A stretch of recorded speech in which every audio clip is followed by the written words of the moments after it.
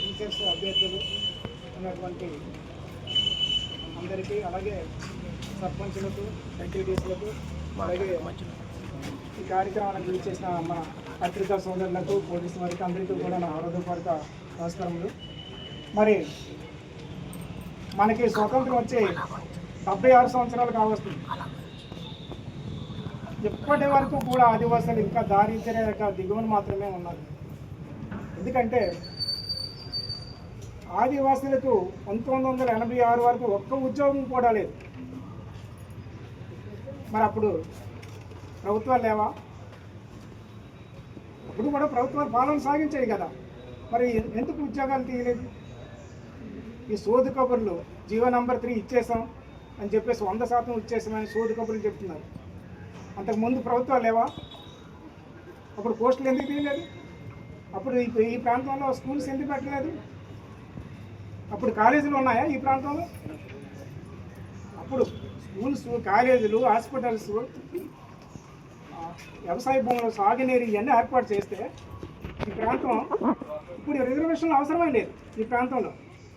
కానీ 76 నుంచి 4 దశాబ్దాల పాటు ఆదివాసులను నిర్లక్ష్యం చేసిన ఈ ప్రభుత్వాలు ఈ పరిస్థితికి తీసుకొచ్చారు.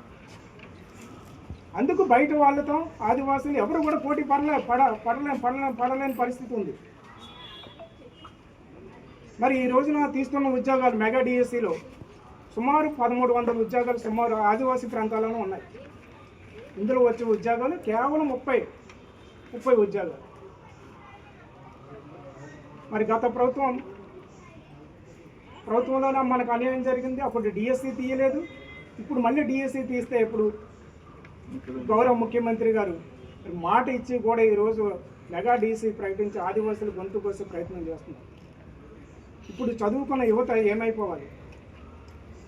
ఒక్క డిఈడీలే కాదు చేసిన వాళ్ళే కాదు, ఇంజనీరింగ్ చేసిన వాళ్ళు ఉన్నారు, ఐటీఐలు చేసిన వాళ్ళు ఉన్నారు, అలాగే డిగ్రీలు, పీసీలు చేసిన వాళ్ళు కూడా ఉన్నారు. మరి వీళ్ళందరికీ ఉద్యోగాలు ఒక్కటే కూడా ఏ డిపార్ట్మెంట్లో కూడా తీయటం లేదు. మనం 100% ఉద్యోగాలు తీస్తున్నారని మనం అనుకుంటున్నాం. ఇప్పుడు ఫారెస్ట్ డిపార్ట్మెంట్ ఉంది, ఎప్పుడైనా 100% ఉద్యోగాలు తీసారా? అలాగే మరి పోలీస్ డిపార్ట్మెంట్ ఉంది, 100% తీసారా? ఇంజనీరింగ్ డిపార్ట్మెంట్ ఉంది, ఎలక్ట్రికల్ డిపార్ట్మెంట్ ఉంది. ఇలాగ సుమారుగా 29 డిపార్ట్మెంట్లు మన ప్రాంతంలో శాఖలు ఏర్పాటు చేసుకుని ఉన్నాయి.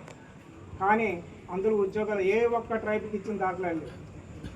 ఒక్క టీచర్ ఉద్యోగాలే 100%, 86 నుండి అది కూడా కొంతమందికి ఇవ్వడం జరిగింది.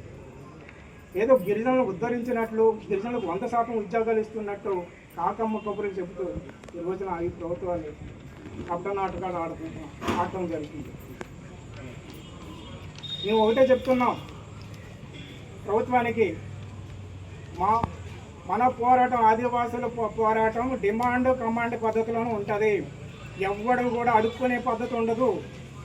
ఇప్పటికైనా పళ్ళు తెరిచి 100% ఉద్యోగాలు ఆదివాసులకు ఇస్తే బతికిపోతుంది, లేదంటే పాతర వేసే పరిస్థితి కూడా తీసుకొస్తాం. అందులో సందేహమే లేదు. ఆదివాసీ ఉద్యమాలు అన్ని రాష్ట్రాల్లో కూడా ఉవ్వెత్తున ఎగసపడుతున్నాయి. అన్ని ప్రాంతాలకు కూడా ఉద్యమాన్ని విస్తరిస్తాం.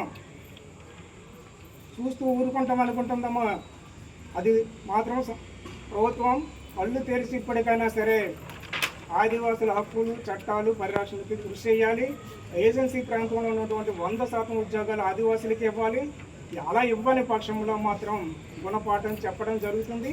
అలాగే రేపు ప్రతి గిరిజనుడు ఒకటి తెలుసుకోవాలి, ఉద్యమాన్ని ఇక్కడితోనే ఆపకూడదు.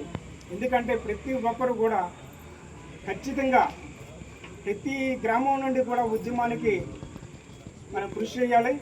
రెండోది ఏంటంటే ప్రజాప్రతినిధులు ముఖ్యంగా నిమ్మక నీరు ఎత్తినట్లు.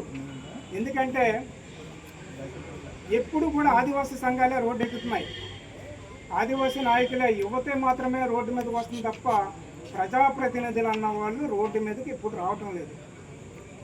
మరి ఎందుకున్నట్లు అది సమాధానం చెప్పాల్సి ఉంటుంది. ఎందుకంటే రేపు ఖచ్చితంగా మన ఉద్యమంలో ప్రతి ఒక్క ప్రజాప్రతినిధి కూడా పార్టిసిపేషన్ చేయాలి. ఇప్పటికన్నా కళ్ళు తెరవాలి. ఇప్పుడు సమావేశాలు సభలో పెట్టుకుంటే కుదరదు. ఆదివాసీ ప్రాంతాల్లో సమావేశాలు కానీ సభలు కానీ పెట్టరాదు. ప్రభుత్వం నిర్వహించే ఏ కార్యక్రమాలు కూడా గ్రామ సభలు కానీ మండల పరిషత్ సభలు కానీ ఐటీడీఏలో జరిగేటువంటి సర్వసభ్య సమావేశాలు కానీ ఎక్కడ జరిగినా సరే అది తిట్టుకోవటం ఖచ్చితంగా ప్రతి ఆదివాసీ కూడా తిరగబడతాడు. అది తెలుసుకోవాలి ప్రతి ఒక్కరు కూడా. ఇప్పటికైనా తెలుసుకోండి. నేను ఒకటే చెప్తున్నాను, ఒక్క ఆదివాసీ యువతకు సంబంధించే ఉద్యమం కాదు ఇది, అందరిది. అన్ని చట్టాల హక్కులు కాపాడుకోవాలి. ఇప్పుడు తీస్తున్న ఉద్యోగాలు కేవలం ఒక్క ఎడ్యుకేషన్ డిపార్ట్మెంట్కి సంబంధించే, మిగతా డిపార్ట్మెంట్లో ఉద్యోగాలు ఎక్కడ పోతున్నాయి, ఎలా చేస్తున్నారు రిక్రూట్మెంట్? ఒక విధానం ఉందా? సిఆర్టీలు తీస్తే అమ్ముకోవడం. సిఆర్టీకి 60,000 నుండి 70,000 80,000 అమ్ముకుంటున్నారు. టీచర్ కాంట్రాక్ట్ పోస్టులు కూడా అమ్ముకోవడమే. అటెండర్ పోస్టులు, వాచ్మెన్ పోస్టులు, కుక్ పోస్టులు. కుక్కులకి ఎంత అండి జీతం? కుక్కులకి ఎంత ఇస్తారు? కనీసం 7,000 నుండి 10,000 ఇస్తారు. ఆ పోస్టులు కూడా అమ్ముకుంటున్నారు. అవి కాంట్రాక్టు. ఇటువంటి దోపిడీ జరుగుతుంది ఏజెన్సీ ప్రాంతంలో. ఈ దోపిడీని తిప్పు పట్టగలంత కాలం కూడా ఆదివాసులకు అన్యాయం జరుగుతూనే ఉంటుంది. రాబో కాలంలో ఏంటంటే సుదీర్ఘమైన పోరాటం నిర్మించుకోవాలి. అన్ని ప్రాంతాలకి ఉద్యమాన్ని విస్తరించాలి. ఇచ్చే వరకు కూడా అని ఒక తీర్మానం చేసి, అలాగే ఇప్పుడు మన గౌరవ ఎంపీపీ గారు, జడ్పీడీసీ గారు, ఎంపీడీఓ గారు ఆధ్వర్యంలో ఒక తీర్మానం కూడా చేసి అవన్నీ కూడా మన ముఖ్యమంత్రి గారి దృష్టికి తీసుకుని వెళ్లి ఏజెన్సీ టీఎస్సీ సాధించే వరకు కూడా అందరూ కలిసి గట్టిగా పోరాటం చేయాలని మనసు పూర్తిగా కోరుకోవడం జరుగుతుంది. జై ఆదివాసీ, జై ఆదివాసీ, అందరికీ నమస్కారం. నేను నెక్స్ట్ మళ్ళీ మీటింగ్ మళ్ళీ 3 నెలల తర్వాత మీటింగ్ జరిపి కలుపుతాను. నేను మళ్ళీ కలుపుదని కూడా ఇదే రిపోర్ట్ ఫామ్ ఇస్తాను. మనకి ఈరోజు బాడీ మీటింగ్ జరుగుతుంది. దాంట్లో పాయింట్ తీర్మానంలో ఆమోదం జరిపించడం అనేది జరుగుతుంది. ప్రతి ఒక్క ఆదివాసీ బిడ్డకు మాత్రం నేను ఎక్కువ మద్దతు ఇవ్వడానికి రెడీగా ఉన్నాను. అందరూ కూడా ఒకే మాటగా ఒకే దీటుగా ఉండాలనే యొక్క ఆశ. మరి జై ఆదివాసీ, జై జై ఆదివాసీ. ప్రతిపక్షమా ఏ పార్టీ అనేది పక్కన పెట్టి మీరందరూ కూడా కూర్చున్నందుకు ప్రత్యేకమైనటువంటి ధన్యవాదాలు తెలుపుతున్నాం ప్రజాప్రతినిధులకు.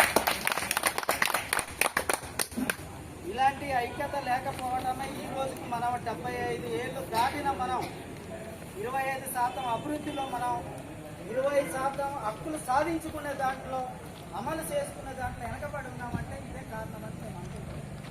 ఎందుకనంటే ప్రజాప్రతినిధులు మన రాజకీయంగా పథకాలు, ప్రభుత్వ విధానాలు చూస్తున్నాం తప్పితే మనకున్నటువంటి హక్కుల కోసం, చట్టాల కోసం, జీవుల కోసం మనం తెలుసుకోకపోవడం, మాట్లాడకపోవడం మనం చేస్తున్నటువంటి అతి పెద్ద తప్పు ఏంటంటే అదొకటి. అందుకేంటంటే ఈరోజు మనం కూర్చోవడం గల కారణం ఏంటంటే మనందరూ కేసి కావాలని ఆదివాసీ చట్టాలు అమలు చేయాలని చెప్పి మనం ఆదివాసీ చట్టాలు ఉన్నాయి. ఆదివాసీ చట్టాలు అమలైతే మనకు ఉన్నటువంటి అక్కడ జీవోలు అమలైతే, అక్కడ జీవో అమలైతే మనకు 100% రిజర్వేషన్ వస్తుంది. కానీ చట్టాన్ని పక్కన పెట్టి ప్రభుత్వం పరిపాలన చేస్తున్నాయి కాబట్టి ఈరోజు మనం ఆ చట్టాన్ని పకడ్బందీగా అమలు చేసుకుంటే అక్కడ ఉన్నటువంటి జీవోలు కూడా మనం అమలు చేసుకోవడం అవకాశం ఉంది. జీవో నెంబర్ 3 పోయింది 2000 సంవత్సరంలో. అప్పటి నుంచి ఇప్పటికి మనం 2020లో మనం ఎంత పెద్ద ఉద్యమం చేసాం మనందరికి తెలుసు. కరోనాను కూడా లెక్క చేయకుండా, ప్రాణాలకి భయపడకుండా మనం ఉద్యమాలు చేసాం ఆ రోజు రోడ్డెక్కి. ఆ రోజుల్లో మనందరి నినాదం ఏంటి? చచ్చిపోతే మనం ఒక్కళ్ళని చచ్చిపోతాం కానీ ఆదివాసీ సమాజం భవిష్యత్తులో వాళ్ళకి ఒక మేలు చేసిన వాళ్ళం అవుతామని చెప్పి ఆ రోజుల్లో మనం గ్రామాన మీటింగ్లు పెట్టి జీవో నెంబర్ 3 కోసం ఉద్యమాలు చేసాం. చివరికి మనం ఏ కోర్టు అయితే కొట్టిందో ఆ కోర్టు వరకు కూడా మనందరం కూడా వెళ్ళటం జరిగింది. అయినా కోర్టులో కూడా మనకు చేదు కబురు వస్తే అప్పుడు ఎన్నికల ముందు ముఖ్యమంత్రి గారు మాట్లాడారు, జై ఆదివాసీ, ఆదివాసీ, ఆదివాసీ, ఆదివాసుల ఐక్యత, ఆదివాసుల ఐక్యత. 1/70 చట్టాన్ని 1/70 చట్టాన్ని 1/70 చట్టాన్ని ఆదివాసుల ఐక్యత ఆదివాసుల ఐక్యత జై ఆదివాసి జై ఆదివాసి ఆదివాసుల ఐక్యత పోరాడతాం పోరాడతాం పోరాడతాం పోరాడతాం పోరాడతాం